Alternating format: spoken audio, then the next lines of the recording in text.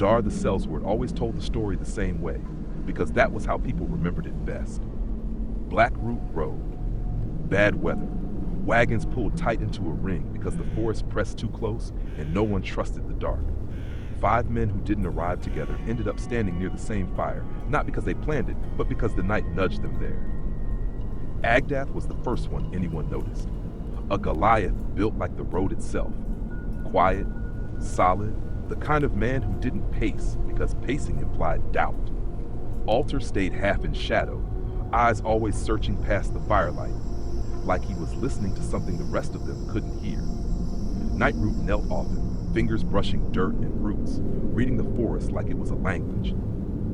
Rowan never stopped watching people, hands, belts, eyes, anything that might turn dangerous. Veskar asked questions no one else thought to ask, already building answers before the night gave them the problem. They didn't call themselves a group, they just stayed close. By the time they left the camp, the forest had already begun to tell its story. Blood marked the trail first. Not splashes, but pools. Too much. The kind of blood that meant bodies should have been there.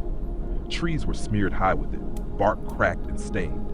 In one trunk, brain matter clung where a skull had been slammed hard enough to burst. Deep claw marks gouged the wood, not from climbing, but from impact. Something grabbing a human head and driving it into the tree with brutal force. No bodies. That was the warning. They followed the signs until the sound of water drowned out everything else. A waterfall poured down a rock face, mist thick in the air. Behind it, half hidden, was a cave. They scouted it carefully. Inside were 2 dead cultists, smashed and broken. A third, a woman, was alive.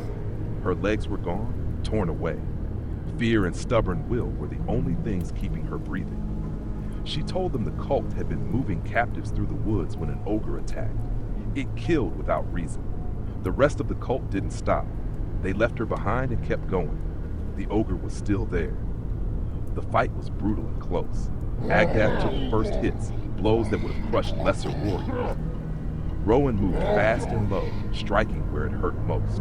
Alter burned the darkness with power that twisted the air. Veskar's shots landed with precision, turning chaos into advantage.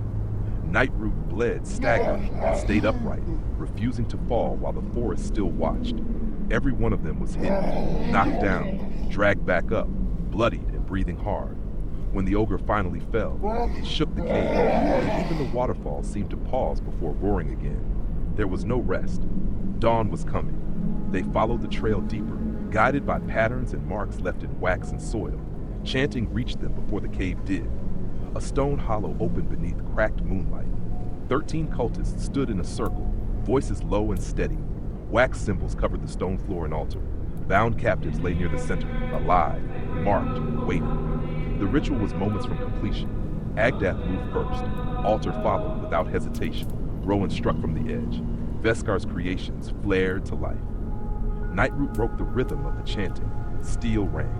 Magic tore the air. The circle shattered. Wax smeared and faded. The chanting died.